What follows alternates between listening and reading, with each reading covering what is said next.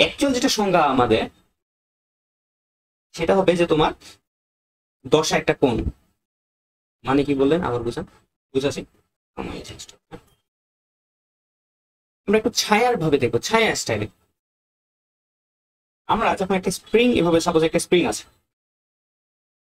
ভালো কথা স্প্রিং, আমি স্প্রিংটা হালকা টানলাম, স্প্রিংটা কি হবে, স্প্রিংটা এখন একবার সামনে তুলবে, পিছিয়ে তুলবে, সামনে তুলবে, পিছিয়ে তুলবে, স্প্রিং নিজের মতো চলাচল করতে থাকবে। এই যে একটু সামনে তুলছে আর এই একটু পিছিয়ে তুলছে, এটা তো আমরা দু চোখ দিয়ে দেখছি যে এটা সরাসরি হচ্ছে, মানে বিষয়টা ফিল করা ট্রাই করো। এটা হচ্ছে তোমার স্প্রিং, স্প্রিংটা টানলাম, এদিকে আগালো, স্প্রিংকে ছেড়ে দিলাম, এদিকে এলো, এদিকে দিকে করতে আসে স্প্রিং। আমরা দুই চোখ দিয়ে দেখছি স্প্রিংটা সামনে পিছিয়ে যাচ্ছে, বাট সে অ্যাকচুয়ালিতে 360-তে ঘুরছে। প্রশ্ন হচ্ছে কিভাবে 360-তে ঘুরছে, এটাই প্রশ্ন। তো এটা থেকে আমরা দশা জিনিসটা কি সেটা বুঝতে পারবো। বুঝার আগে আমরা একটাই করি, সাপোজ এইদিকে একটা স্প্রিং আছে, এই স্প্রিংটাকে সাপোজ আমি ঘুরালাম, এটাকে সাপোজ আমি, এটা স্প্রিং আমি নিচ দিকে রাখলাম আমার হিসাবে সুবিধার জন্য। এখন যদি আমি স্প্রিংটাকে উপর দিকে টেনে ছেড়ে দিই, তাহলে স্প্রিংটা কি করবে বলতো, স্প্রিংটা মূলত একবার উপরে যাবে, একবার নিচে আসবে, উপরে যাবে নিচে আসবে, উপরে যাবে নিচে আসবে, এটা তখন স্প্রিংটা করতে থাকবে। ঠিক আছে, তো এখন আমরা ওটা দেখি, আমরা একটা বড় একটা লাঠি দিলাম, সেই লাঠিতে আমরা ওই টিপ চিহ্নটা দিলাম,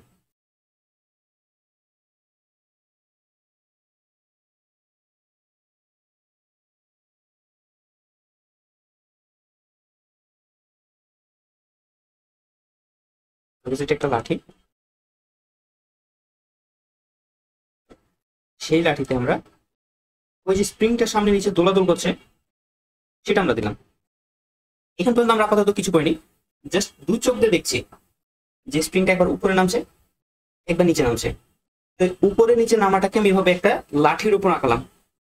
ঠিক আছে, এবার আমরা যদি কোনো সরল ছন্দিত দোলকের উপর দেখি সেটা গোলাকার ভাবে কাজ করে, এখন সেটা বোঝার জন্য আমাকে ঘোরা লাগবে। একটা টর্চ দিলাম মনে করে, এখানে একটা আলোর সোর্স, এটা থেকে আলো আসছে। ঠিক আছে, এবার মনে করো যে একটা বৃত্তাকার পথ, সাপোজ এটা হলো একটা বৃত্তাকার পথ। ঠিক আছে, আর এখানে মনে করো যে একটা বস্তু আছে,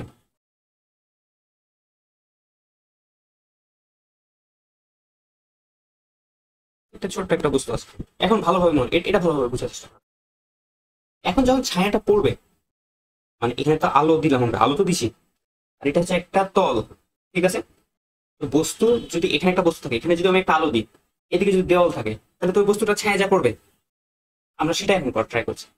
এই বলটা ঘুরছে বৃত্তাকার পথে, ওই ঘুরতে আছে, আমি যখন এখান থেকে তাকে আলোটা দিলাম, তার ছায়াটা কি এখানে পড়বে? অবশ্যই। আচ্ছা, কিছুক্ষণ পর মনে করো যে সেই বস্তুটা এখানে ঘুরতে ঘুরতে চলে এলো, আমি যদি এখন তার দিকে আলো দিই, তার ছায়াটা এখানে এসে পড়বে না? ঠিক আছে, এখন সেই বস্তুটা আবার ঘুরতে ঘুরতে ঘুরতে ঘুরতে এই জায়গাতে চলে এলো, এখন যদি আমি আলো দিই তাকে, তার ছায়াটা এখানে পড়বে, এই জায়গাতে চলে এলো সে, ছায়া দিচ্ছি আমি তাকে, ছায়া এখানে পড়বে, আবার এখানে এলো, ওই বস্তুটা ঘুরছে কিন্তু, আর আমি কন্টিনিউয়াসলি আলো দিচ্ছি, আলোর ছায়াটা এখানে পড়বে, এখন আবার ঘুরে ঘুরে এই জায়গাতে যখন আসবে, তখন ছায়াটা কোথায় পড়বে? এখানে পড়বে। এখন তুমি একটু আলো গোলা দেখে চিন্তা করার ট্রাই করো, এই বস্তুটা কন্টিনিউয়াসলি ঘুরছে, এই বস্তুটা কন্টিনিউয়াসলি ঘুরছে বৃত্তাকার পথে, বাট আমরা যখন আলোটা দিচ্ছি, তার ছায়াটা আমরা কোথায় দেখতে পাচ্ছি বলতে পারবা? এই যে লাঠিতে ছায়াটা দেখছি, সেই ছায়াটা আমরা এইভাবে দেখবো, প্রথমে নিচ থেকে উপরে উপরে উপরে যাচ্ছে, আবার উপর থেকে নিচ দিকে নামছে, আবার উপরে যাচ্ছে, আবার নিচ দিকে যাচ্ছে। শুরুতে যখন ভালোভাবে আবার লক্ষ্য করো, এখানে ছিল বস্তুটা, ছায়া এখানে ছিল, বস্তুটা এখানে এলো, ছায়া আর একটু উপরে এলো, আর একটু উপরে আসলো, আর একটু উপরে, যখন এখানে সর্বোচ্চ চলে এলো, মানে 90 ডিগ্রি কোণে এলো, তখন এখানে ছায়া এলো, তারপর আর ছায়া উপরে উঠছে না, হ্যাঁ, আর উপরে উঠবে না ছায়া, তখন আর এরপরে সাপোজ এই জায়গাতে এলো, এই জায়গাতে এলো, কোন ছায়া কোথায় পড়বে বলতো? এখানে পড়বে। তাহলে আমরা কি দেখছি, একটা বস্তু 360 ঘুরছে এবং তার দিকে যখন আমি একটা আলো দিই, সে একটা সরল রেখা বরাবর তার ছায়াটা উঠানামা উঠানামা করছে। সেটাই আমাদের সরলচন্দ্রিত গতির একটা দশা বোঝে। আমরা তো এটা বলি সরলচন্দ্রিত যখন সংজ্ঞাটা দেখো, এটা সংজ্ঞা তো সবচেয়ে ইম্পর্টেন্ট একটা জিনিস বলতে পারো এই চ্যাপ্টারে। ক নাম্বারের জন্য একেবারে 10-এ 10 ইম্পর্টেন্ট। ক নাম্বারে দিতে পারে, তুমি এটা মুখস্থ করতে হবে ওয়ার্ড বাই ওয়ার্ড, যে সরল এসএইচএম এর সংজ্ঞা কি। ঠিক আছে? তো এখানে যেটা কথা, আমরা জানি পেন্ডুলাম থাকে না, পেন্ডুলাম এভাবে দুলছে, পেন্ডুলাম তো এভাবে দুলছে, কিন্তু এসএইচএম এ যখন আমরা সংজ্ঞা লিখি, আমরা বলি যে গতিপথটা সরলরৈখিক হয়। পেন্ডুলাম কি তোমার এভাবে ভাবে হয়? এভাবে হয় না তো, এইরকম ভাবে আর্কের মতো, মানে বাঁকানো ভাবে কার্ভি ভাবে চলে। রাইট? এটা এখন কথা। তাহলে এখন কথা হচ্ছে যে আমরা তাহলে কেন সেটাকে এসএইচএম বলবো? কারণ ওই বাঁকিয়ে চলছে, স্টিল তার উপর যদি আমরা ছায়া দিই, এরকম একটা আমরা সরলরৈখিক গতিপথ পাবো। আমরা সেগুলোকে এসএইচএম বলি। এগুলো জাস্ট এমনি বেসিক, এগুলো সবাই শিখায়, বাট এগুলো শিখাও তেমন কোনো লাভ নেই, না শিখাও লাভ নেই। আমরা এখন সামনে আগে আমরা আসল শিক্ষার কাজে যাবো। এইটুকু যেটুকু বুঝলাম, এখান থেকে হালকা পাতলা কিছু বুঝতে সমস্যা আছে বা কোনো কিছু প্রবলেম হয়েছে কোন টাইপস?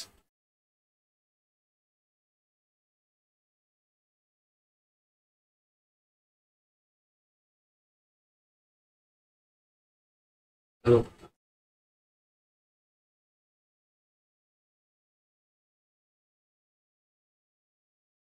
হ্যালো?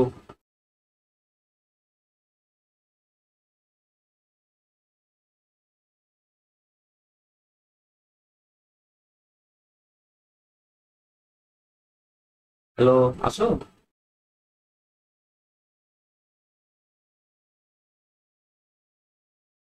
আচ্ছা, মানে আমি যেটা বলছিলাম যে এইখানে জাস্ট আমি তেমন কিছু বুঝাইনি।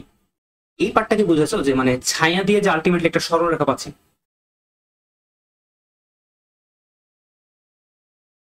ভালো কথা। এই সরলরেখাটা আমি কেন বুঝালাম জানো? বুঝার কারণ হচ্ছে যে আমরা যখন এসএইচএম এর সংজ্ঞাটা লিখি না, তখন বলি যে গতিপথ হচ্ছে সরলরৈখিক। আমরা তো জাস্ট মুখেই বলছি বা হাতেই লিখছি, বাট সরলরৈখিক অ্যাকচুয়ালিতে কিভাবে হচ্ছে সেটা বোঝার জন্য এটা বোঝালাম। কারণ তুমি যখন দুই চোখ দিয়ে, সাপোজ এটা হচ্ছে তোমার একটা পেন্ডুলাম আঁকায়,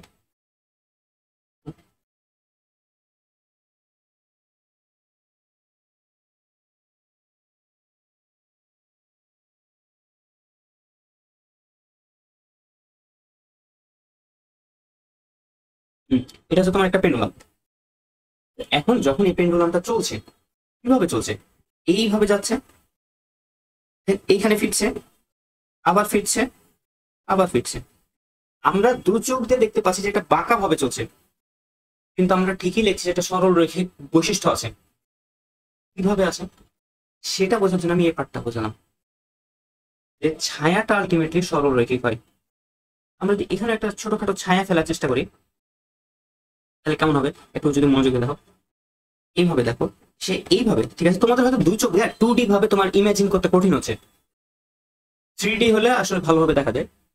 বাট এমনি জাস্ট আমি মুখ থেকে বোঝানোর চেষ্টা করছি যে এইভাবে যখন ছায়াটা ফেলবো, তখন সেই ছায়াটা একবার এদিকে যায়, একবার এদিকে আসে, একবার এদিকে যায়, একবার এদিকে আসে।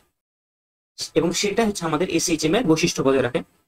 তবে একটা বৈশিষ্ট্য আছে, এখানে 4 ডিগ্রি হতে পারবে সর্বোচ্চ। যাক, এটা আলাদা বিষয়, আমি এখন আমাদের মেইন টপিকটাতে আসি। এটা হচ্ছে জাস্ট আমার বোঝার কাজ।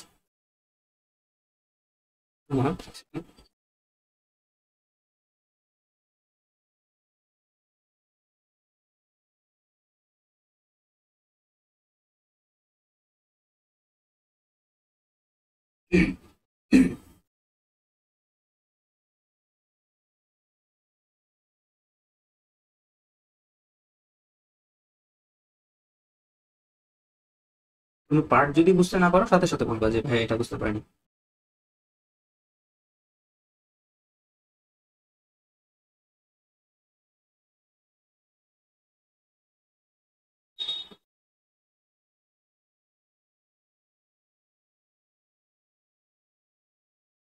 আচ্ছা, আচ্ছা।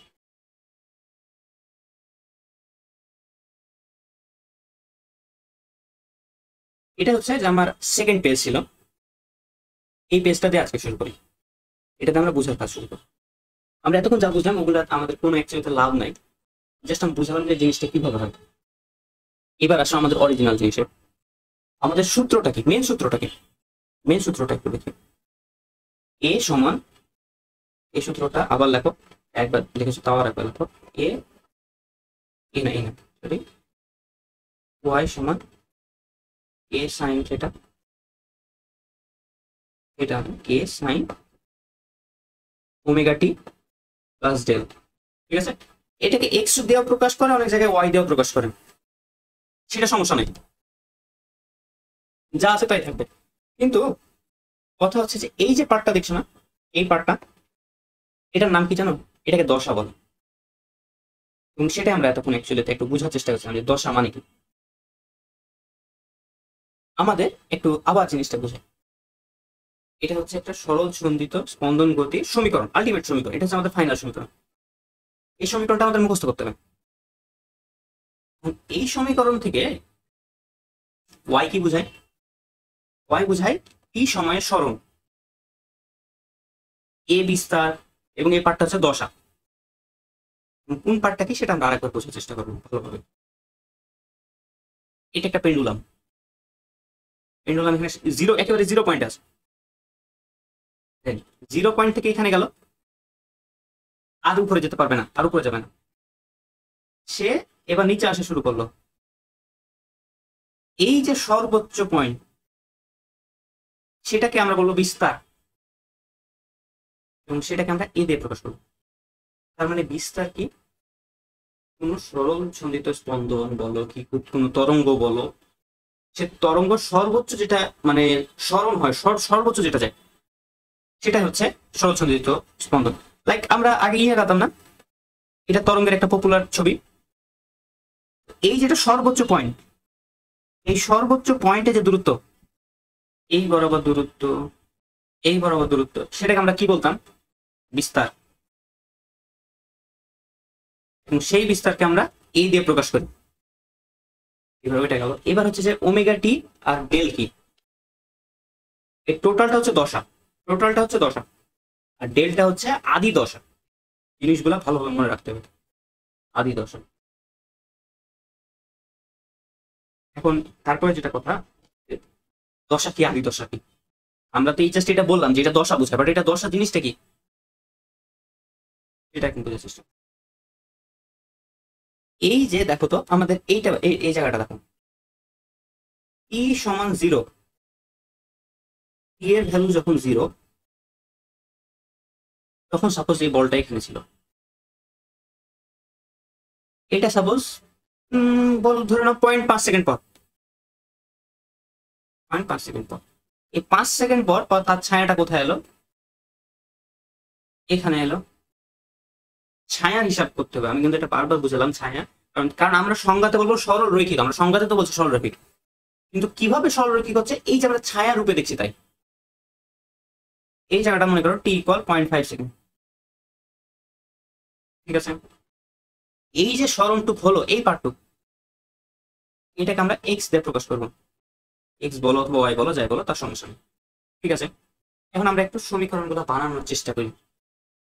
মনে করি এটা হচ্ছে সর্বোচ্চ যাবে, কারণ এখানে যখন একটা বস্তু আসবে তার ছায়া এখানে পড়বে, কিন্তু এরপরে কি আর এর থেকে উঁচা জায়গা আছে বৃত্তে? না, সবগুলো নিচে হয়ে যাচ্ছে। আবার এটা থেকে একটু নিচে জায়গা, এখান থেকে ছায়া একটু নিচে নামবে, এটা হচ্ছে সর্বোচ্চ 90 ডিগ্রি বলো, এবং নিচ দিকে এটাকে কত ডিগ্রি বলবো? 270 বলো অথবা -90 বলো, সমস্যা নেই। এটা হবে বিস্তার, এই পুরা জায়গাটা এটা হচ্ছে বিস্তার। বিস্তার মানে কি সর্বোচ্চ, এক্সটা সর্বোচ্চ যত দূর যেতে পারে সেটা হচ্ছে বিস্তার। এই যে 0.5, এটাকে আমরা টি ধরলাম, এবং এই এক্সটা কতটুকু বাড়লাম আমরা জানি না। তাহলে এই সমীকরণটা আমরা কিভাবে লিখবো জানো? এক্স সমান এ সাইন ওমেগা ই প্লাস ডেল, এটা তো আমাদের অরিজিনাল সূত্র। এই সমীকরণটাকে আমরা লিখবো এ সাইন 0.5 ওমেগা। প্রশ্ন হচ্ছে এটা কি বললাম, কি হবে? ডেল কোথায় চলে গেল আবার, তাই না? ই হচ্ছে 0.5, তাই 0.5 লিখলাম, এইটা তো বুঝতে সমস্যা নেই। ওমেগা কি? কৌণিক গতিবেগ।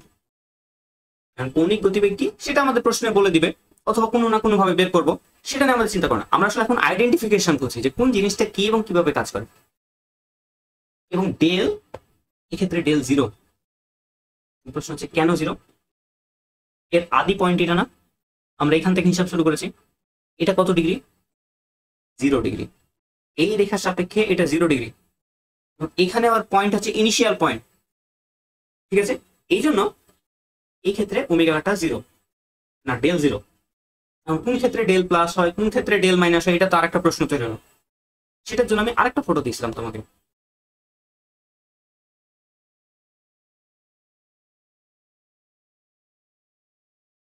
তো ওয়েট করো।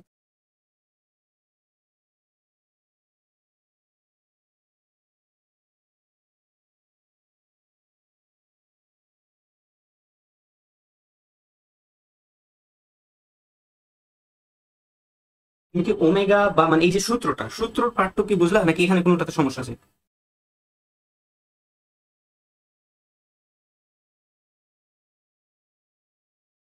আচ্ছা ঠিক আছে।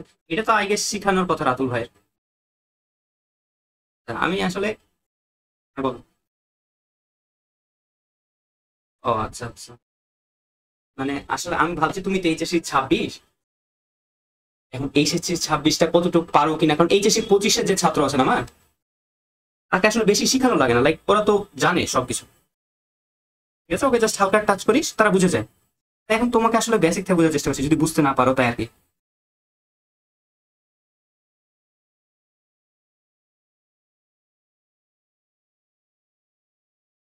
আচ্ছা, তাহলে আমরা হয়তো ম্যাথটাতে বেশি ফোকাস দেবো। আর আমি যেমন তোমাকে যে ছবি কয়েকটা দিলাম না, ওগুলো কিন্তু বেসিক্যালি ম্যাথের উপরে ভিত্তি করে, সূত্রের উপরে ভিত্তি। লাইক এই পুরা এটা লাইক এক পেজে যে কতগুলো সূত্র আছে, তুমি এখন মনোযোগ দিয়ে লক্ষ্য করো। আমরা তার আগে ডেল পার্টটা একটু বুঝে নিই। যখন 0 বরাবর আছে আর ডেল 0, এটা মনে রাখতে হবে, এগুলো জিনিস মনে রাখতে হবে। সেক্ষেত্রে সূত্র এটা। কেন সূত্র এটা? অরিজিনাল সূত্র কি ছিল? অরিজিনাল সূত্র এটা, y = a sin omega t plus del. এই ডেলটার মান তো 0, তাই কি বাঁচলো?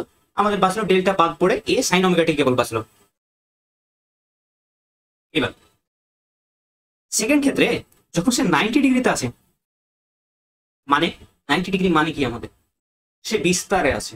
বিস্তার মানে, বিস্তার জিনিসগুলো আসলে বুঝতে হবে না, কারণ এই চ্যাপ্টারে ম্যাথ করতে হলে আমাদের এগুলো বোঝা লাগে। বিস্তার মানে হচ্ছে সে সর্বোচ্চ যত যেতে পারে, এই পেন্ডুলামটা সর্বোচ্চ একটু যেতে পারে, তাহলে এটাই আবার বিস্তার। আমরা যদি কোনো পেন্ডুলামের হিসাব এখান থেকে শুরু না করে যদি এখান থেকে শুরু করতাম, তাহলে তার একটা এই ডেল থাকতো। এবার স্প্রিং এ যাই, স্প্রিংটা উপরে উঠে আবার নিচে নামে, সর্বোচ্চ যেটুকু উঠে ওখান থেকে যদি আমরা হিসাব শুরু করি, তাহলে সেখানে ডেলের মান একটা থাকবে। এটা মান কত? π/2। আর ত্রিকোণমিতিতে আমরা জানি না যে সাইনের ভিতর π/2 দিয়ে কিছু থাকলে সেটা কসে রূপান্তর হয়ে যায়, কসের ভিতর π/2 থাকলে সাইনে রূপান্তর হয়, সেটা তো আমরা জানি, ত্রিকোণমিতি জিনিস। তো এই কেসটাতে যখন আমরা বিস্তার থেকে হিসাব শুরু করব, তখন আমাদের সূত্র হবে a cos ওমেগা টি। যে কোনো একটা র্যান্ডম পয়েন্ট থেকে থাকলে a sin omega t plus del, অথবা a sin omega t minus del, তাদের সমস্যা নেই। এগুলো আসলে আমাদের ম্যাথে বলে দেয়, কোনো না কোনো ভাবে ইন্ডিকেট করে দেবো, ওটা নিয়ে টেনশন করার দরকার নেই। আমরা এখন একটু সূত্র বোঝার চেষ্টা করবো। এই যেটা আছে এটা ডেরিভেশন করা হয়েছে রাতুল ভাই, এই সূত্রটা SHM এর ব্যবকলনীয় সমীকরণ। এটা একটু মুখস্থ রাখবা, এটা খ নাম্বারের জন্য বেশি ইম্পর্টেন্ট, খ নাম্বারের জন্য এটা ইম্পর্টেন্ট, এটা একটু মুখস্থ করবা। এবং তারপরে এখন সূত্র আমরা দেখবো ওমেগা কত ভাবে বের করতে পারবো। প্রথম দেখো যে 2π/t, এটা তো স্বাভাবিক একটা সমীকরণ। তারপরে টি কে আমরা কি জানি? আমরা জানি t = 1/f, তাই আমরা তখন এটা লিখতে পারবো। এটাকে আবার আমরা k/m লিখতে পারবো। কে কি? কে হচ্ছে কোন স্প্রিং এর ধ্রুবক, আর এম হচ্ছে ওই স্প্রিং এ ঝুলানো ভরটা। v/r, ভি কি? সরলরৈখিক বেগ, ঘাসের ব্যাসার্ধ বাই ব্যাসার্ধ, সেটা হবে কৌণিক বেগ। অথবা g/l, জি মানে কি? অভিকর্ষ ত্বরণ।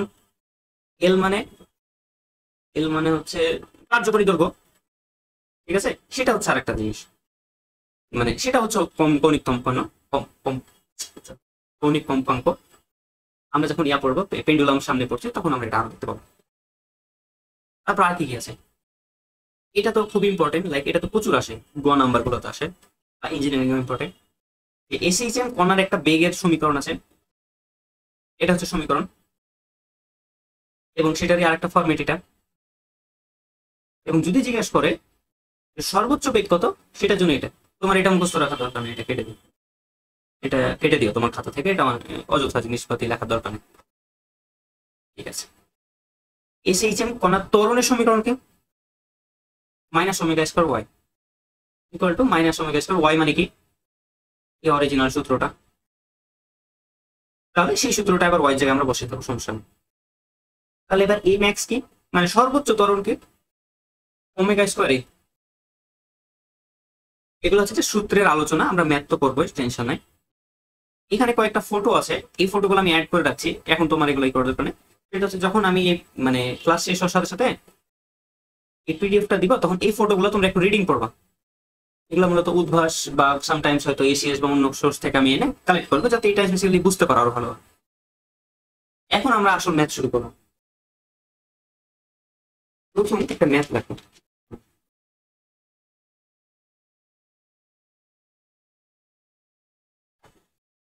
এখানে আমরা একটা ম্যাথে দুইটা করবো। আমি লেখা শুরু করছি, তুমি আমার পিছিয়ে পিছিয়ে তুলতে থাকো। এটা হচ্ছে যে কোনো সরল সন্ধিত অর্থাৎ এসএইচএম লেখো সম্পর্কিত এর সমীকরণ যদি এটা হয়, x equal sine pi by 3t plus cos pi by 3t হলে, এখন প্রশ্নগুলো লেখা শুরু করবো। প্রথম প্রশ্ন, ধরো প্রথম প্রশ্ন তার স্ট্যান্ডার্ড ফর্ম কি? এটা কোনো প্রশ্ন না, অ্যাকচুয়ালি এটা আমাদের বের করা লাগবে, তাই আমি স্ট্যান্ডার্ড রূপ লিখলাম। এবার 2 নাম্বার প্রশ্ন, যে তার বিস্তার কৌণিক কম্পাঙ্ক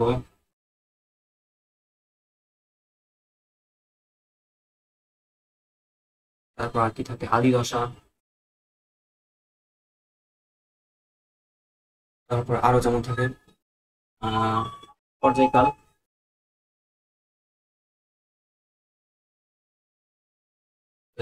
তারপরে থাকবে হচ্ছে আর কি আছে, কম্পাঙ্ক। আরো প্রশ্ন থাকতে পারে, সমস্যা নেই, দেখবো আমরা সামনে। এখন আমরা এই ম্যাথটা করা শুরু করবো। প্রথম ইকুয়েশনটা আমরা একটু হুবহু তুলে নিই, স্মার্ট বোর্ডে মেলা সুবিধা। এটা হচ্ছে আমাদের ইকুয়েশন। ইকুয়েশনটাতে আমাদের পড়ালেখা শুরু করবো। আচ্ছা, আমরা যখন একটা জানি যে এসএইচএম এর সমীকরণ এরকম হয় না, y equal to a sin omega t, but এখানে যে ইকুয়েশনটা দিয়েছে, এটা কি কোনো অ্যাঙ্গেল থেকেও y equal to a sin omega t বা x sin ওমেগা t, কোনো অ্যাঙ্গেল থেকেও না। তার কারণে আমাদেরকে এখন ওরকম আনা লাগবে, স্ট্যান্ডার্ড রূপে আনা লাগবে। আনা শুরু করা যাক। কিভাবে করব? এই ম্যাথটা ইঞ্জিনিয়ারিং এ উঠলেই পাওয়া প্রথমেই, রাতুল ভাই কলেজে কিনা জানা নাই, যে সেটাই করেছিলাম আমরা এটা, যদিও। এখন আমরা পড়া শুরু করি। কিভাবে লিখবো? আমরা এখন একটু ত্রিকোণমিতি খাটাবার ট্রাই করবো। তোমাদের মনে আছে কিনা যে ত্রিকোণমিতিতে এরকম কিভাবে তোলা আছে, যখন সাইন আর কস দুইটাই আছে, বাট আমাকে কেবল সাইনে অথবা কেবল কসে আনা লাগতো, তখন আমরা কিভাবে করতাম অ্যাকচুয়ালিতে? তখন এদের যে সহগ আছে, এদের সহগ কত? এর সহগ 1, এর সহগ 1, এদের সহগের স্কয়ার, এর বর্গমূল 4, মানে হচ্ছে √2। √2 দ্বারা দুইটাকে গুণ এবং আলটিমেটলি ভাগ করবো, যাতে মান চেঞ্জ হয়। এই আমরা এটা বেসিক্যালি করা শুরু করতাম। আমি যদি এখানে লিখি যে 1 মানে হচ্ছে যে √2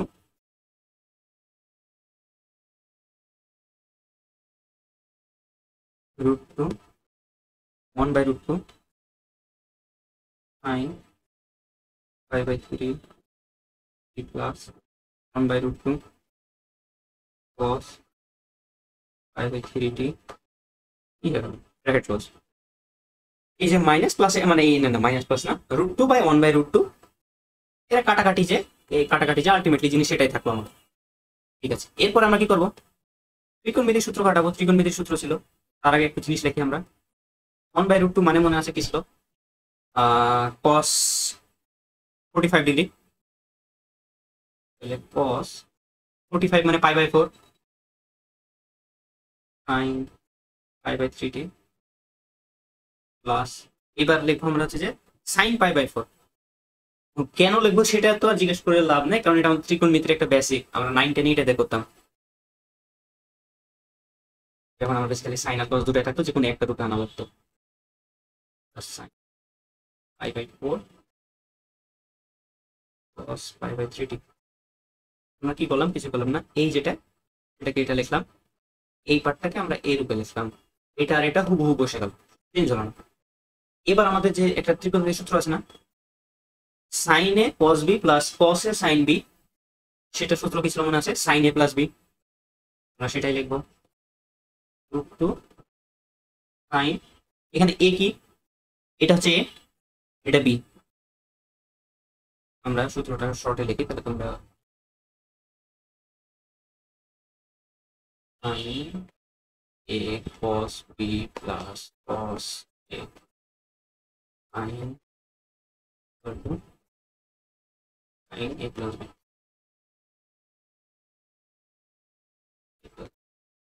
ঠিক আছে, তো এই ক্ষেত্রে এটাকে আমরা বি ধরবো আর এটাকে এ ধরবো, এটাই লিখবো এখন আমরা sin π/3t প্লাস π/4।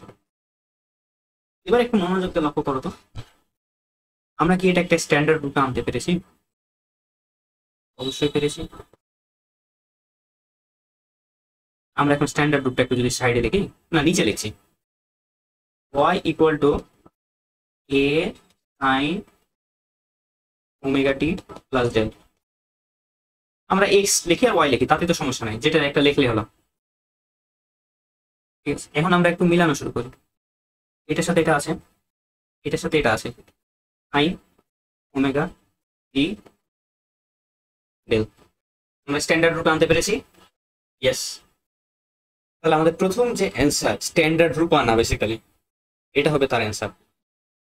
এবার সেকেন্ডে আমাকে প্রশ্ন করেছে এটা বিস্তার বলো, কৌণিক কম্পাঙ্ক বলো, আদি দশা বলো, পর্যায়কাল বলো, কম্পাঙ্ক বলো, যা বলো, আমার তো সমস্যা নেই, আমি তো সব জেনে গেছি। আচ্ছা, আমরা এখানে তুলনা করে পাই। ও হ্যাঁ, বাই দ্য ওয়ে, যখন এরকম ম্যাথ দিবে পরীক্ষাতে, আমি বলি তোমাদের এইচএসসিতে কি হবে না, এই সেন্টেন্স লেখার পরে লিখবা যে উক্ত সমীকরণকে সরল ছন্দিত সমীকরণের আদর্শ রূপের সাথে তুলনা করে পাই। কি কি তুলনা করে পাবা, এ এর মান √2, ওমেগার মান π/3 আর ডেল এর মান π/4, এটাই তো পাবা তুলনা করে। ঠিক আছে, এখন আমাদের একটা প্রশ্ন হচ্ছে কৌণিক কম্পাঙ্ক মানে কি, ওমেগা, বিস্তার মানে এ, আদি দশা মানে ডেল, এটা মানে এ, এটা মানে টি। আমরা কি এ পেয়ে নিয়েছি না, আমরা কি কৌণিক কম্পাঙ্ক পেয়ে নিয়েছি না, এবং আমরা বিস্তার না এটাকে কি বলবো, আদি দশাও পেয়েছি। তাহলে তোমাকে যদি এখানে এটাও বলতে পারে যে তোমার মনে করো দশা চাইলো, দশা কি আমরা যদি একটু চিন্তা করি, দশা হচ্ছে পুরো জিনিসটা ওমেগা টি প্লাস ডেল। তাহলে আমরা এখন আমরা তিনটা পেয়েছি, আগেগুলো বের করবো, সমস্যা কি, আমরা সূত্র জানি ওমেগা ইকুয়াল টু 2π/t। কোথায় আছে এই সূত্র, আমরা এই ছবিটাতে দেখেছি, প্রথম sentence omega equal to 2π/t, তার সাথে আবার আছে যে 2π/a, সেটা এখন বের করবো। তো ওমেগা ইকুয়াল টু 2π/t, উপরে 2π থেকে গেল, তারপরে আমরা টিটাকে এপারে রেখে ওদিকে 2π পাঠালাম আর নিচে ওমেগা, তাহলে 2π, ওমেগার মান কত ছিল π/3। তাহলে এরপরে সেন্টেন্স আমরা লিখতে পারবো ইকুয়াল টু 6π, না জাস্ট 6, এটা কাটবো, এটা 6 এবার আমাকে আমাকে দুই ভাবে এটা বের করতে হবে, মানে যখন কম্পাঙ্ক বের করবো, আইদার এভাবে, বাট আমি বলবো এভাবে করো, T equal to 1/f, easy version. তোমার যেটা আছে কোনো তো প্যারা নেই, একই তো জিনিস দিয়েছে।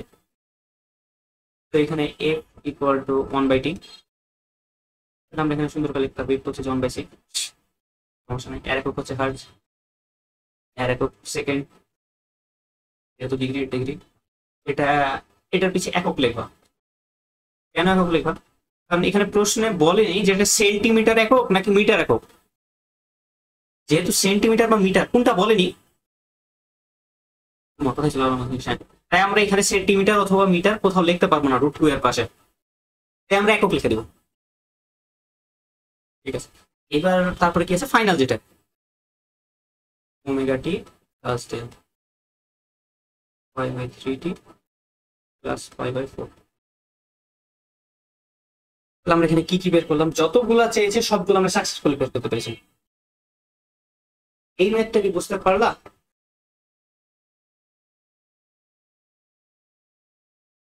এখানে বুঝতে পারলাম রে, কি বলছো? এখানে আমরা একটা ছোটখাটো শর্টকাট শেখার ট্রাই করবো। ঠিক আছে, এই শর্টকাটটা বেসিক্যালি এইচএসসি তে তেমন কাজ করবে না, আর ইঞ্জিনিয়ারিং বা ভার্সিটিতে এটা হালকা প্রয়োগ আছে। আমরা সেটা শর্টকাটটা শেখার জন্য করবো যে এই জিনিসটাকে একটু কপি করবো, মানে এরকম টাইপের যদি প্রশ্ন হয়। ঠিক আছে, এক সেকেন্ড।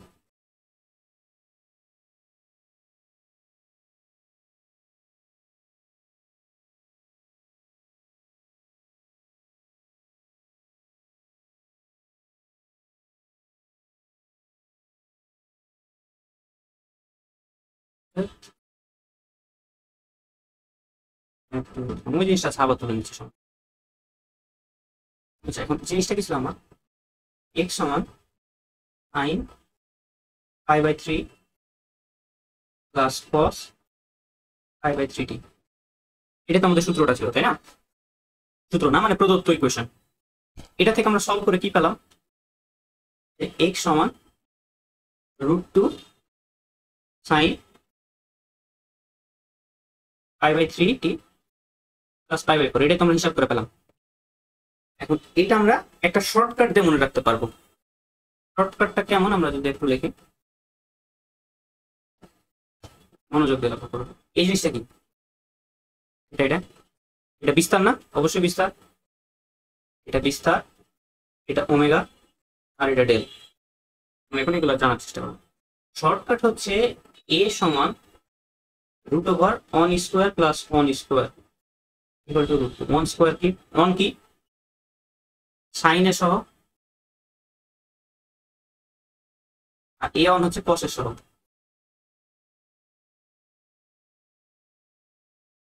এখন মনে করো যে এখানে 2 ছিল, এখানে 3 ছিল, আমরা এটা একটু পরে দেখছি, সমস্যা নেই। এরপরে ওমেগা, ওমেগা কি হবে জানো, দুজনের কাছে যেটা আছে সেটা একই হতে হবে। এর কাছেও π/3 আছে, ওর কাছে আবার π/3 আছে, মানে এখানে সাইনের সাথে π/3 আর হচ্ছে কসের সাথে π/3। ঠিক আছে, তো দুজনের কাছে যে π/3টা আছে না, সেটা হবে আমাদের ওমেগা। তো আমরা এখন ওমেগার পাশে π/3 ডাইরেক্ট লিখবো। ঠিক আছে, এখন আরেকটা আছে ডেল। ডেল জিনিসটা কি, ডেল হচ্ছে tan ইনভার্স b/a। বি কি এ কি, এটাকে এ দিয়ে প্রকাশ করবো, কসের সহগকে আমরা বি দিয়ে প্রকাশ করবো।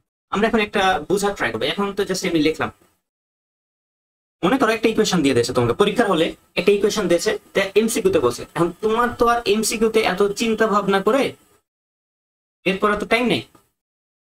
যদি এরকম থাকে তাহলে আমরা একটা শর্টকাট ইউজ করবো, সেটাই হচ্ছে এটা। সাপোজ আমাকে একটা র্যান্ডম আমি লিখছি র্যান্ডমলি, তারপর বলে দিল x = 5 sin π/4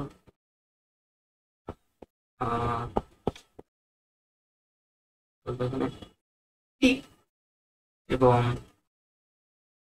5√3 cos π/4 t। তোমাকে পরীক্ষা হলে এটা দিল, এ কি করলো, তোমাকে এরকম সব প্রশ্ন চাইলো। কারণ তোমাকে এখন পরীক্ষা হলে টাইমের মাঝে কিভাবে করবা, তুমি শর্টকাট ইউজ করো। বিস্তার কি? বিস্তার হচ্ছে এদের যে সহগ, প্রথমটা সহগ কি 5, দ্বিতীয়টা সহগ 5√3, তাদের স্কোয়ারে যদি আমরা যোগফল করি, তারপরে আমরা যদি সেটা ক্যালকুলেটরে হিসাব করি,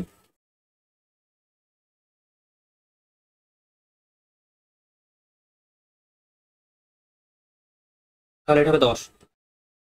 বিস্তার পেয়ে নিয়েছি 10 এখন। টাইম লাগলো, আমাদের টাইম লাগলো না, এটা সাথে সাথে আমরা করতাম। ওমেগা কি? এখানে আমাদের দেখাই যাচ্ছে যেটা কমন সেটাই ওমেগা, মানে সাইনের সাথেও থাকতে হবে, কসের সাথেও থাকতে হবে। 5/4 কি গেল। আর এটার একক হচ্ছে যে র্যাড পার সেক, রেডিয়ান পার সেকেন্ড যেটাকে বলো। এবার ডেল কি? Tan inverse B by A. B মানে কি? কসের সহগ, এ মানে কি? সাইনের সহগ। 5√3 কসের সহগ by 5 equal to tan inverse √3। আচ্ছা, ট্যান ইনভার্স √3 মানে কত ছিল ওটার ভ্যালু? ট্যান 60 মান না, ট্যান 60, আর 60 মানে হচ্ছে 5/3 হওয়ার কথা, 5/3। তাহলে এখন তোমাকে যদি কেউ এরকম এত ডাটা দেয়, দিয়ে বলে যে তুমি সেটার স্ট্যান্ডার্ড রূপ বের করো, তুমি কি স্ট্যান্ডার্ড রূপ বের করতে পারবা? অবশ্যই পারবা। এই শর্টকাট জিনিসগুলো আমরা সাইডে করার পর এখন ওই স্ট্যান্ডার্ড রূপ বের করবো। এটা হবে প্রথমে বাম পক্ষে এক্স অথবা ওয়াই যাই লাগবে, সমস্যা নেই। তারপরে বিস্তার, বিস্তার এখানে কত 10, তারপরে সাইন থাকবে, ব্র্যাকেট হবে ওমেগা টি। ওমেগা কি? কৌণিক কম্পাঙ্ক। এখানে কৌণিক কম্পাঙ্ক কত? π/4 প্লাস আদি বিস্তার। এই শর্টকাটটা কি বুঝতে পারলা? এটা একটা ভালোই শর্টকাট, অনেক হেল্প করবে অনেক সাথে।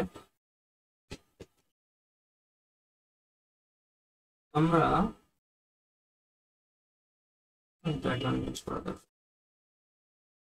এখন একটু পেন্ডুলামে যাই। এই ম্যাথটাতে তো আশা করি বুঝতে পারছো, সমস্যা নাই আমাদের। এখন যেটা করবো আমরা পেন্ডুলাম করবো এখন। এইটা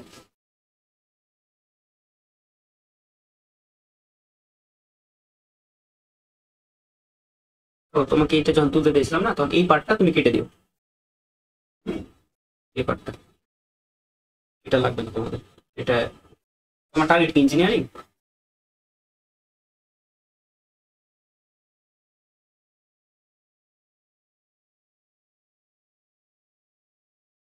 এটা পরে আমি শিখাবো, মানে এইচএসসির পরে যদি ইঞ্জিনিয়ারিং টার্গেট হয় তখন এটা শিখাবো, এখন শেখার দরকার। এখন আমরা পেন্ডুলাম বোঝার চেষ্টা করবো ভালোভাবে।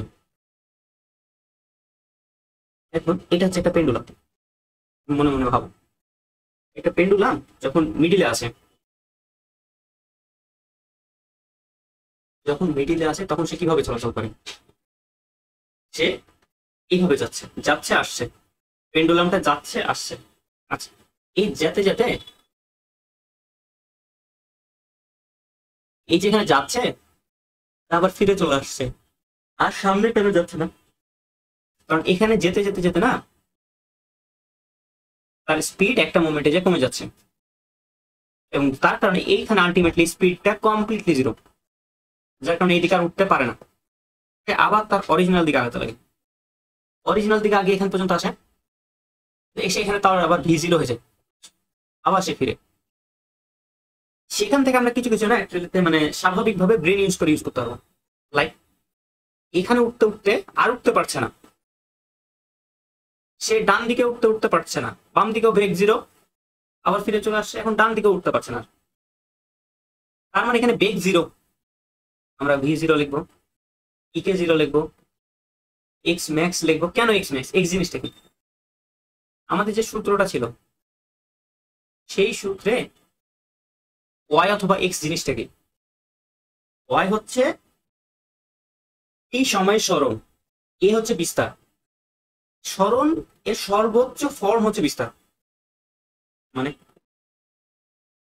এখানে যখন করছিলাম তখন বললাম না, সবার উপরে যখন ছায়াটা ফেললাম সেটা সর্বোচ্চ যে কতটুকু উঠালো সেই হচ্ছে শুরুর বিন্দু থেকে, সেটা হচ্ছে বিস্তার। মানে শুরুতে একটা এক্স বাড়ছে বাড়ছে বাড়ছে বাড়ছে, এক্স কি এক্স হচ্ছে টি সময়ে যে এই সরণটা হচ্ছে, এই সরণটা বাড়তে সময়ের সাথে বাড়তে বাড়তে বাড়তে বাড়তে সর্বোচ্চ যে মোমেন্টে গেল, যা যেতে পারবে না সে আবার পিছিয়ে সরে আসতে লাগলো, সে সর্বোচ্চটা বিস্তার। এবং পেন্ডুলাম যখন আমাদের দুলে, তখন দুলতে দুলতে দুলতে এটাই তার সর্বোচ্চ পয়েন্ট। এই শেষ পয়েন্ট যেটা, সেটাই হচ্ছে তার বিস্তার। এবং তার কারণে তার সরণটা বিস্তার। এখানে এক্স ইকুয়াল এ হয়ে গেছে। এখানে এক্স এ এর থেকে ছোট, এখানে ছোট, এখানে ছোট, এখানে ছোট, বাট এখানে এ এর সমান। কেন? এ হচ্ছে সর্বোচ্চ বোঝায়, এবং এখানে এক্স সর্বোচ্চ চলে গেছে, আর যেতে পারবে না, ফিরে আসবে। এখানে এক্স ম্যাক্স। এই টার্ম গুলো কিন্তু ভালোভাবে বুঝতে হবে কোন জায়গাতে কি কি থাকে। এখানে ত্বরণ সর্বোচ্চ, ত্বরণ সর্বোচ্চ মানে কি? আচ্ছা, এই জায়গাতে যে যখন বস্তুটা থেমে গেল, তখন থেমে যাওয়ার পর সে এদিকে আবার আসছে, অবশ্যই আসছে, কিন্তু কিভাবে আসছে? একটা স্থির বস্তু কিভাবে যাতায়াত করতে পারে যখন তার মধ্যে ত্বরণ দেওয়া হয় নিউটনের সূত্র? তার মানে এখানে ত্বরণ তো আছে, সেই ত্বরণ তখন এই দিকে কাজ করে। এবার আমরা এসএইচএম এর সংজ্ঞাতে একটু ব্রেনে ব্রেনে আনি। এসএইচএম এর সংজ্ঞাতে কি ছিল? গতিপথ সরলরৈখিক এবং ত্বরণ সরণের সমানুপাতিক কিন্তু বিপরীতমুখী, এবং ত্বরণ সাম্যাবস্থার অভিমুখী। এই তিনটা হচ্ছে সবচেয়ে ইম্পর্টেন্ট পয়েন্ট। এই তিনটা পয়েন্ট লিখলে 1 অথবা 2 মার্কে দিলে 2 ঠিক আছে। তার মানে এখানে কি সরণ সর্বোচ্চ? সর্বোচ্চ, কারণ এটা বিস্তারের সমান, বিস্তারিত সর্বোচ্চ সরণ। তাহলে এখানে যেহেতু সরণ সর্বোচ্চ, হ্যাঁ ত্বরণও সর্বোচ্চ, কারণ এটাই আমাদের এসএইচএম এর প্রপার্টি। এবং যেহেতু এখানে আচ্ছা শোনো, আছো? এই অ্যাপটা না, ও শিট, আচ্ছা আচ্ছা, হ্যাঁ ঠিক আছে। বেসিক্যালি এই অ্যাপটা 1 ঘন্টা ফ্রি স্ট্রিম করতে দেয়। আমি তোমাকে এই 1 মিনিট পর আবার লিঙ্ক দিয়েছি, সেই লিঙ্কে আসো। আমাদের 58 মিনিট হয়ে গেছে, বের হয়েছে।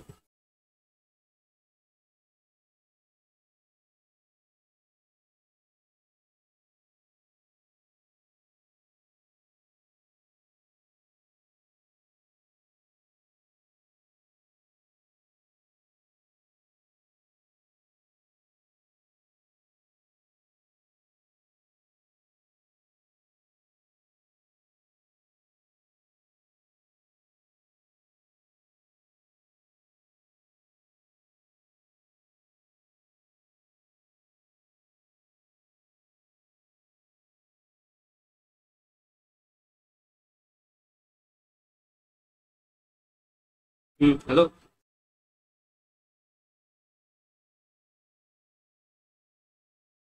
তোমার নাম আব্দুর রহমান নাই অনলাইনে?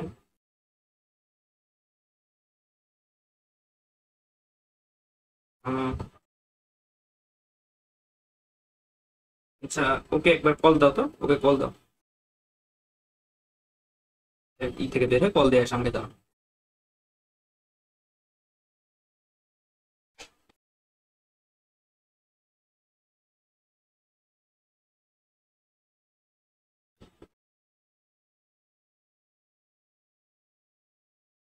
তো যাই হোক, আমরা এই পার্টটা তো বুঝেছি, ত্বরণ বুঝেছি যে ত্বরণ সর্বোচ্চ হলো। আজকে বেসিক্যালি ম্যাথ করাবো না, আজকে তোমাকে আমি চিনাচ্ছি যে কোন জিনিসটা কি এবং কোন ক্ষেত্রে কি হয়। কালকে তোমাকে শেখাবো স্প্রিং নিয়ে, স্প্রিং বা আরো ছোটখাটো যা আছে। এবং তৃতীয় দিন, চ্যাপ্টার 3 দিনে করাবো, তৃতীয় দিনে বেসিক্যালি আমি ম্যাথ করাবো সব। কারণ তুমি ম্যাথের দিকে আগিয়ে গেলে সমস্যার কারণ হচ্ছে যে এই যে আইডেন্টিফিকেশন এতগুলো বক্স করে আছে না, সেগুলো আগে যদি ভালোভাবে বুঝতে পারো না, ম্যাথ পরে তোমার জন্য কোনো ব্যাপারই না। আমি এখন তাহলে এই জিনিসটা আলাদা করতে এখান পর্যন্ত বুঝছি। এবার হচ্ছে যে ইপি ম্যাক্স। হ্যাঁ বলো। কি?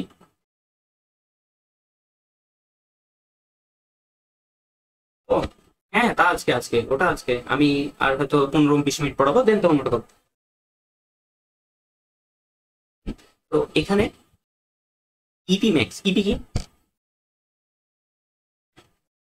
ইপি হচ্ছে তোমার বিভব শক্তি, এক্স্যাক্টলি। এইটা যদি গ্রাউন্ড লেভেল হয়, এটা গ্রাউন্ড লেভেলের সবচেয়ে উপরে পয়েন্ট না? এবং আমরা ইজিলি তো জানি যে কোনো গ্রাউন্ড লেভেলের থেকে যত উপরে যাবো তার বিভব শক্তি তত বাড়ে। এই ক্ষেত্রে সর্বোচ্চ বিভব শক্তি এটাই সেম, তার কারণ এখানে ইপি সর্বোচ্চ। এখন সেটা মজার ব্যাপার, এখানে যেগুলো এখানে তার অপোজিট। যেমন এখানে এক্স ম্যাক্স, এক্স মানে কি স্মরণ, কিন্তু সাম্যাবস্থায় তো এক্স এর কোনো স্মরণই নেই, ওটা তো ইনিশিয়াল পয়েন্ট, ওটা থেকে স্টার্ট হচ্ছে। ওখানে এক্স এর ভ্যালু 0, এক্স এর মান বাড়তে বাড়তে বাড়তে বাড়তে বিস্তার পর্যন্ত যায়, এবং সেটাই তখন আমাদের ম্যাক্স ভ্যালু হয়। এইখানে 0, এখানে যদি বেগ সর্বোচ্চ হয়, এখানে বেগ সর্বনিম্ন, না না সরি, এখানে সর্বনিম্ন হলে সাম্যাবস্থায় সর্বোচ্চ, এখানে ত্বরণ সর্বোচ্চ, বাট এখানে ত্বরণ 0। কিভাবে হচ্ছে সেটা আগে বুঝাচ্ছি, সমস্যা নেই। এবং এখানে অবশ্যই ই কে সর্বোচ্চ, কারণ তার যার বেগ যত বেশি তার গতিশক্তি তত বেশি। এখানে যদি ভিটা ম্যাক্স হয় তার ই কে ম্যাক্স হবে, বাট ইপি 0 হবে। আর এখানে ই 0, তাই এখানে ই কেও 0, গতিশক্তিও 0। গতিশক্তি হলো হাফ এম ভি স্কয়ার যেটা। তো এখানে ত্বরণ কেন 0, এখানে সর্বোচ্চ কেন? এসএইচএম এর সংজ্ঞায় মনে আছে যে ত্বরণ, কালার চেঞ্জ করি, ত্বরণের সমানুপাতিক কিন্তু বিপরীতমুখী, তার কারণে -x। এই জন্য ত্বরণ যত বাড়বে ত্বরণ তত বাড়বে, কিন্তু ত্বরণ তার বিপরীত দিকে কাজ করবে।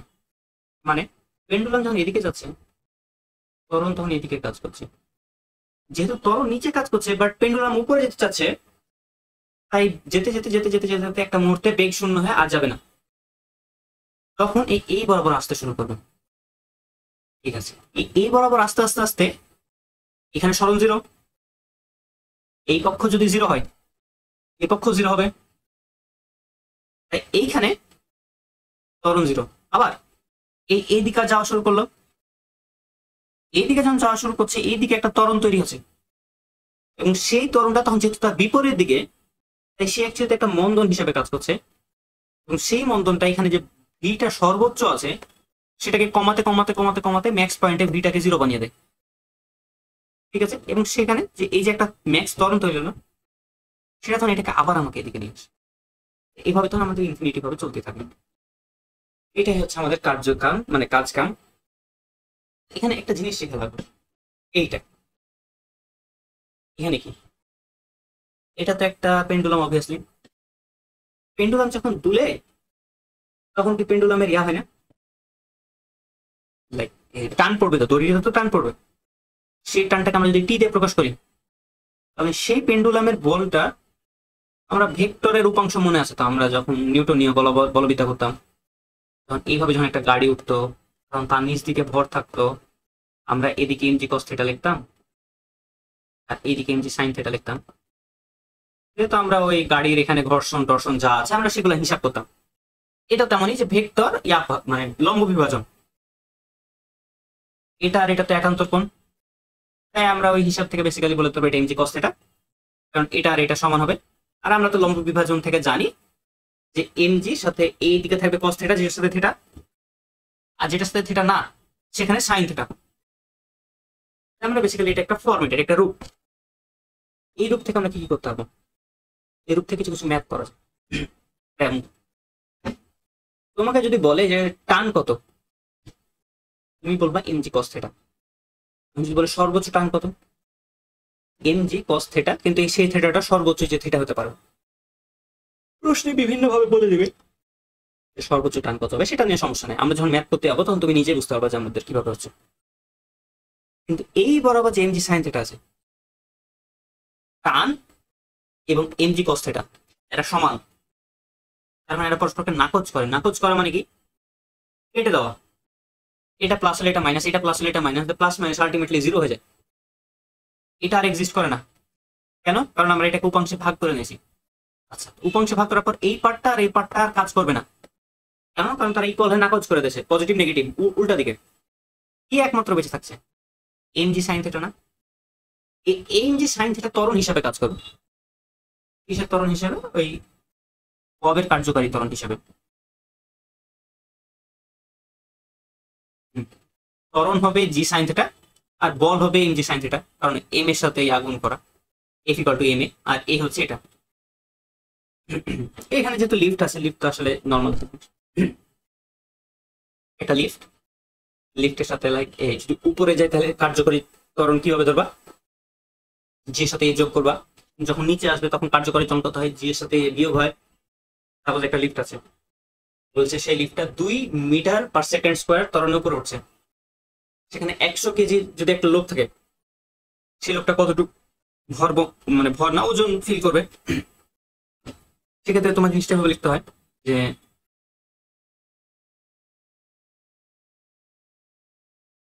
এখানে কিন্তু ডাইরেক্ট জি লিখবে না, আমরা নর্মালি এম জি লিখি, এটা তার ওজন হয় নর্মাল ওজন। বাট লিফটে যখন কোনো একটা ত্বরণে উঠছে, পার্টিকুলার ত্বরণে, তখন সেক্ষেত্রে A equal to A plus G, E plus E plus A. সেক্ষেত্রে ওই লোকটার ওজন ছিল 100 কেজি, তারপরে হচ্ছে যে জি ছিল 9.8, এটা তো জানা কথা। ধরে নিই যে সেই লিফটটা 2 মিটার/সেকেন্ডে উঠছে।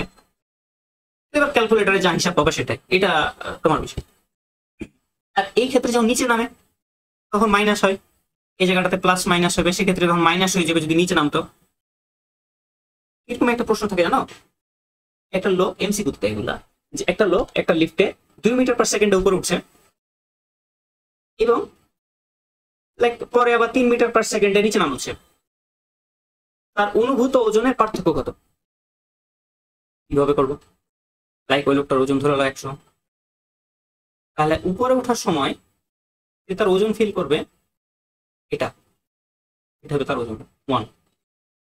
সে নিচে নামার সময় তার ওজন ফিল করবে 9.10 - 2। আর তোমার প্রশ্ন বলেছে পার্থক্য কত, তুমি 1 থেকে ওমেগা 2 বিয়োগ করে দাও। ইজি জিনিস এগুলো অ্যাকচুয়ালিতে, এগুলো নিয়ে চিন্তা ভাবনা করতে তেমন কিছু নেই। আমরা এখন হালকা পাতলা একটু হয়তো গ্রাফটাও দেখতে চাই,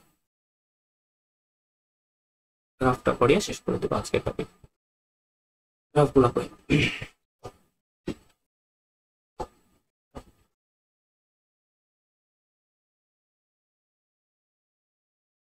এই গ্রাফগুলো কখন লিখেছো?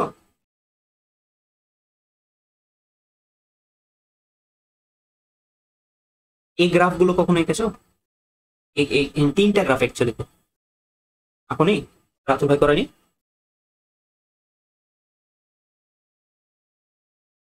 রাতুল ভাই কিছু কমপ্লেন করা লাগবে, ব্যাপার না, আমি শিখাই দিচ্ছি। আচ্ছা, এটা তুমি অ্যাকচুয়ালিতে ক্লাসে করায়নি নাকি তুমি কোনোদিন মিস করছিলে এরকম টাইপ?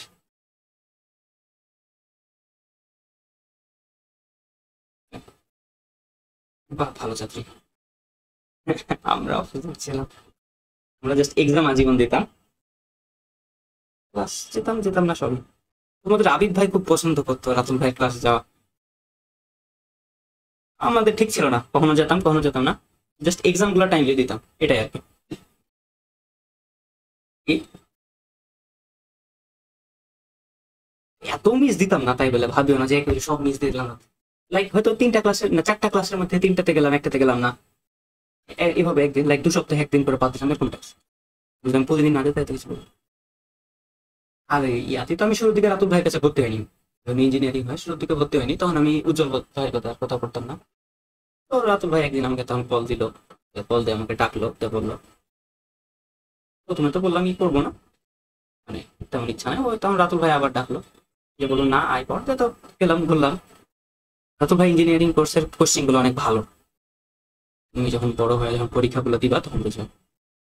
যদিও আই গেস তোমার বেলাকার সব কোশ্চিন আমি বানাবো, সব না, লাইক 40টা কোশ্চিন থাকলে 10-15টা মিনিমাম আমি বানাবো, দেখা যাবে। হুম।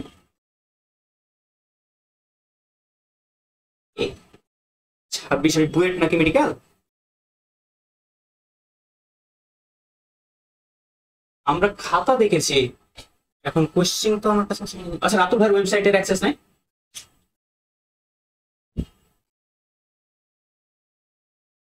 আহ,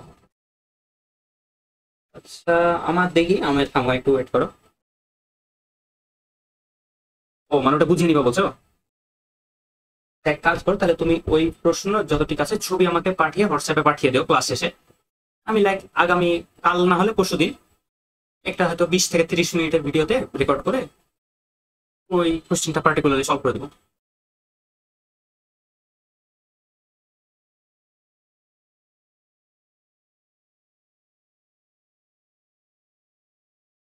আচ্ছা, সমস্যা নাই।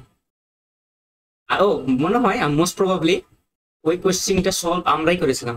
কোশ্চেন আমরা বানাইনি, বাট সলভ আমরা করেছিলাম। আমি, তোমার আবিদ ভাই, আরো 2-3টা বন্ধু, আমরা মিলে একটা সলভ বানিয়েছিলাম।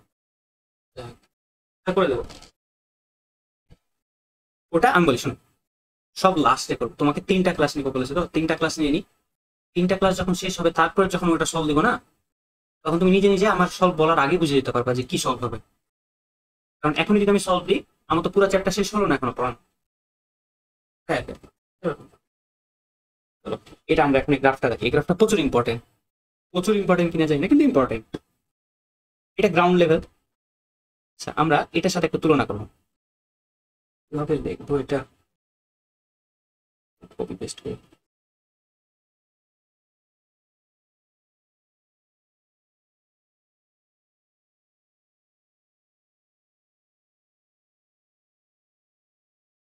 আচ্ছা, এমনি আমি বুঝার জন্য এটা রাখছি, পরে এটা সরাই দেবো।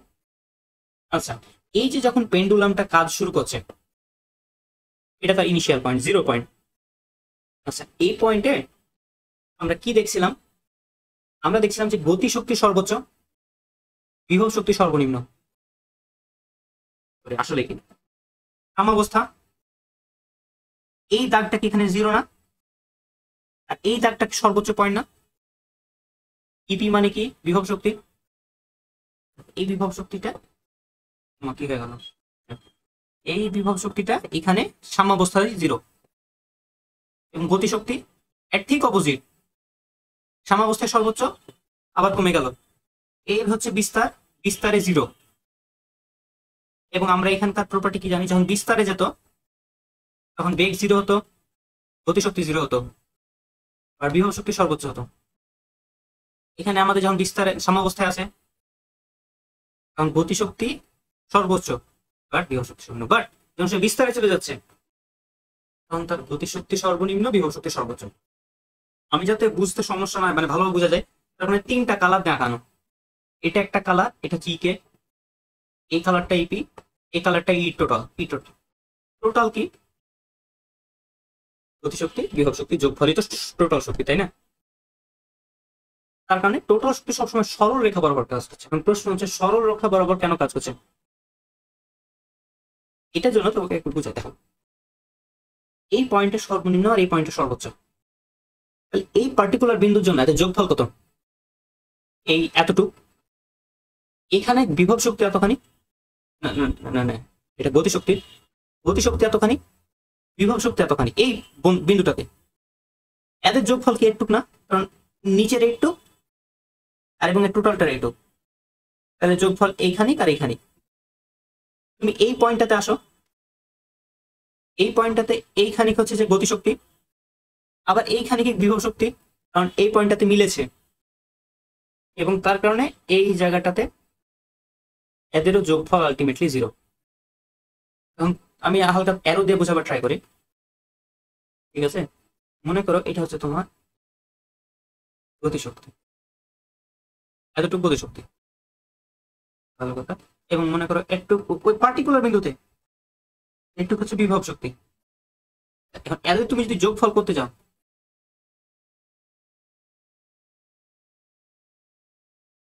করে তুমি যদি এখানে লিখতে যাও করে, তাহলে সে আলটিমেটলি একটু বাড়বে।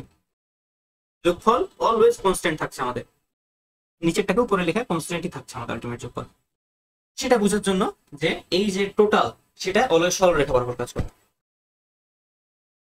এই জিনিস বুঝো না বুঝো, এই সূত্রটুক তো বুঝতে হবে, এইটুক তো লিখে দিতে হবে। এইটুক তো লিখেছে অ্যাটলিস্ট রাতুল ভাই। এখানে ইপি কি? হাফ কে এক্স স্কোয়ার। রাতুল ভাইয়ের আরেকটা বৈশিষ্ট্য কি জানো? রাতুল ভাই আমার টাইমে করতো, সেটা হচ্ছে যে বুঝাতো জিনিস, সূত্র শেখাতো, পরীক্ষাতে আবার গ্রাফ দিত মাঝে মাঝে। যেটা ক্লাসে করায়নি বা ক্লাসে করাইছে একরকম, ওটার রকম বাট একটু আলাদা। এরকম করে খ নাম্বারে কিন্তু রাতুল ভাই অনেক গ্রাফ দেয় প্রায়, ঠিক আছে? তো এটা, তো এই ইপির ইকুয়েশন হচ্ছে হাফ কে এক্স স্কোয়ার। এটা কি প্যারাবোলা? ও সরি, তোমরা তো এখন ফার্স্ট ইয়ারে, তোমরা বুঝবে না। আচ্ছা, এটা একটা প্যারাবোলার ইকুয়েশন। সিম্পলি যদি বলি, প্যারাবোলা এরকম ভাবে থাকে, এরকম ভাবে থাকে প্যারাবোলা, পরাবৃত্ত বলে। তো এটা হচ্ছে পরাবৃত্ত, এটা হচ্ছে গতিশক্তি, এটাও একটা অ্যাকচুয়ালিতে প্যারাবোলা। এটা এইভাবে কাজ করে। আচ্ছা, সাম্যাবস্থায় এক্স এর মান কত ছিল? 0। আচ্ছা, এখানে যদি 0 বসাও, এটার ভ্যালু কত আসবে? 0। তাই সাম্যাবস্থায় গ্রাফটা 0। এটা গতিশক্তি এবং এটা টোটাল শক্তি। তো আমি বলবো যে কোনো দুইটা মুখস্থ রাখো। আমি বলবো স্থিতিশক্তি এবং টোটাল শক্তি মুখস্থ রাখো। গতিশক্তি তাদের বিয়োগফল। আমরা তো এটা লিখতে পারি, যাদের বিয়োগফল যদি করি, হাফ এ স্কোয়ার মাইনাস হাফ এ এক্স স্কোয়ার। এবার হাফ কে যদি কমন লিখ, তাহলে এ স্কোয়ার মাইনাস এক্স স্কোয়ার, এবং সেটা হচ্ছে আমাদের গতিশক্তি। ঠিক আছে, গতিশক্তির আবার নতুন করে মুখস্থ না করে তোমরা অ্যাকচুয়ালি ট্রাই করবে সর্বনিম্ন মুখস্থ করো। এটা মুখস্থ করবে, এটা মুখস্থ করবে, এটা হচ্ছে তাদের বিয়োগফল। এ কি? এ আইদার বলে দিবে, না এভাবে বের করা লাগবে। তো এটা আজকে বুঝাবো না, কালকে যখন আমি স্প্রিং বুঝাবো তখন আশা করি এটা বুঝাই দেবো। এখন এটা মাথা খামার সমস্যা নেই। কালকে তোমাদের কি রাতুল ভাই আছে? কয়টা শেষ হবে? ও মানে 8টা বেজে যাবে।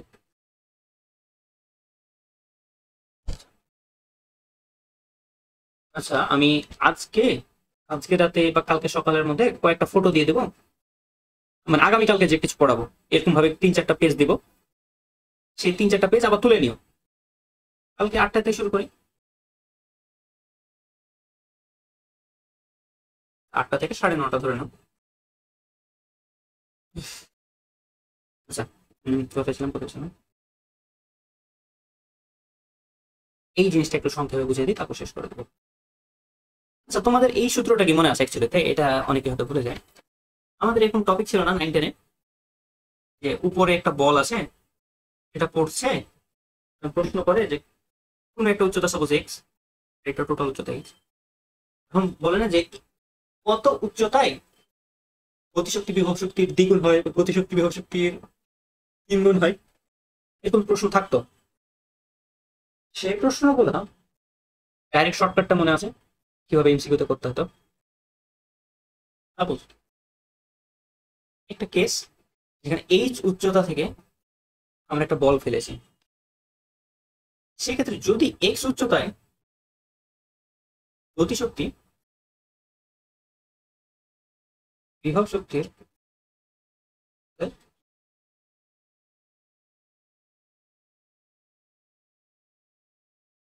এন গুণ হয়, এন গুণ কত গুণ জানি না, প্রশ্ন বলবে যদি বলে কত উচ্চতায় গতিশক্তি এবং বিভব শক্তি সমান হয়। ঠিক আছে, এন গুণ হয়, তবে এক্স সমান এইচ বাই n+1। এটা হচ্ছে শর্টকাট। তোমাদের শিখাচ্ছে কি কখনো 9-10-এ? 9-10-এ বা এইচএসসি-তে? আচ্ছা, এটা সবাই শেখায়, বাট এর পরেরটা কেউ শেখায় না। এবার মনে করো যে একটা সরল দরুন, সরল এসএইচএম, এখন মনে করো একটা এসএইচএম, এসএইচএম এর একটা যে কোনো একটা বিন্দুতে একটা গতিশক্তি আছে, যে কোনো বিন্দুতে স্থিতিশক্তি আছে, স্থিতি পি আর গতিশক্তি কে। তোমাকে যদি বলে যে এসএইচএম এ সাম্যাবস্থা হতে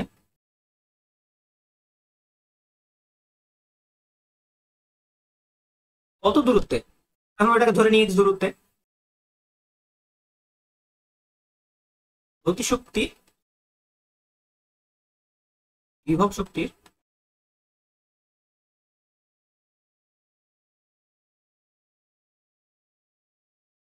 এন গুণ হলে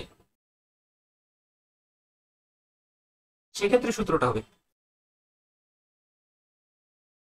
এক্স ইকুয়াল এ সামনে একটা প্লাস মাইনাস দিব, কেন আমি সেটা বুঝেছি। এন স্কোয়ার প্লাস 1, আমি যদি ভুল না হয়, ঠিক আছে? এটা হচ্ছে এই ক্ষেত্রের একটা ইকুয়েশন না শর্টকাট, কেবল এমসিকিউ ইউজ করতে। এখন কিভাবে করবা? তোমাকে যদি মনে করো প্রশ্নে বললো যে ধরো 3 গুণ, তাহলে কিভাবে করবো? আমরা প্রথমে বামপক্ষে ধরি কে ইকুয়াল টু 3p, এটা প্রশ্নে বলেছে। মানে এমসিকিউ বা রিটেনে বললে তো পুরা করবা, বাট এমসিকিউতে কিভাবে, মানে কিভাবে আসছে সূত্রটা আমি এখন দেখাচ্ছি। এটা কি ছিল? হাফ এ স্কোয়ার মাইনাস এক্স স্কোয়ার ছিল না? এটা ছিল 3 হাফ এক্স স্কোয়ার, রাইট? এরপরে সেন্টেন্সে আমরা লিখতে পারবো, উজ্জ্বল ভাইয়ের কাছে মনে পড়েছে? তাহলে তো এপার ওপার তোলপার লাইনটা জানো নাকি? বলেনি কখনো এপার ওপার তোলপার করে পায়? আমি বেশিরভাগ আমার ছাত্রদেরকে এইভাবে বলি, আগে জিজ্ঞেস করলাম যে জানো কিনা। তাহলে আমরা এপার ওপার যদি তোলপার করি না, কি পাবো?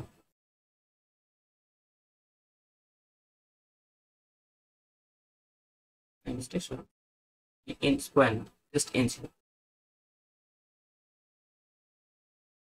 জাস্ট এন লিখে দিও সূত্র।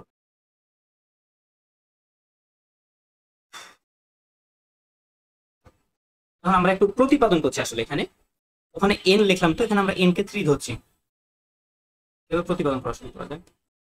Half K A square minus half K x square equal to 3 half K x square. এবার ওপর তোলপাট হলে এরপরে সেন্টেন্স আমরা লিখতে পারবো হাফ কে এ স্কোয়ার সমান সমান 4 হাফ কে এক্স স্কোয়ার। কিভাবে হলো? এদিকে একটা ছিল, এদিকে একটা হাফ কে একটা ছিল, এদিকে 3টা ছিল, এটা উপরে নিয়ে গিয়ে 4 হয়ে গেল। এবার কাটাকাটি করে আমরা এরপরে ইজিলি লিখতে পারবো। এক্স যেহেতু স্কোয়ার আছে, রুট দিতে হবে ওইদিকে। আচ্ছা থামো, তুমি পুরোটাই লিখছি। এখানে এক্স স্কোয়ার হচ্ছে, 4 হচ্ছে। এরপরে সেন্টেন্স আমরা কি লিখবো? X equal to plus minus A by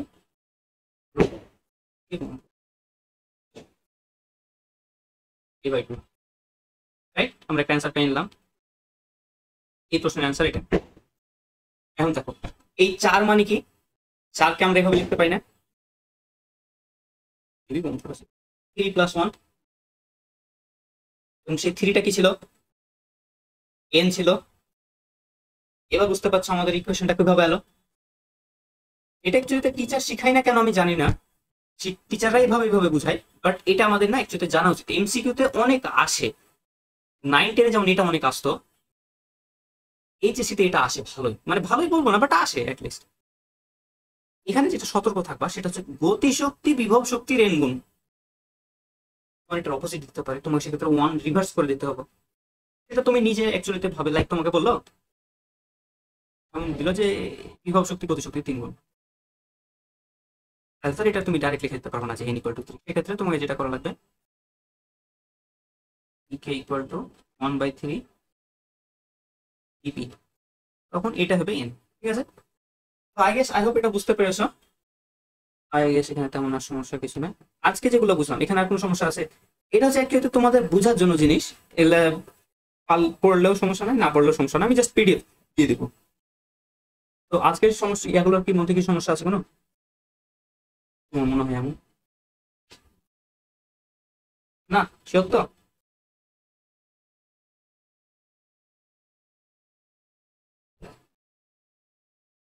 এমনি এবং এমনিও আজকে খুবই অ্যাডভান্স বা তেমন কিছু পড়াইনি, আমরা জাস্ট পরিচিতি বেসিক্যালি পড়াইছি মেজরিটি। আগামীকালকেও ধরে নিতে পারে এরকম কাইন্ড অফ পরিচিতি হবে। পরশু দিন আমরা ম্যাথ পাবো সব। তো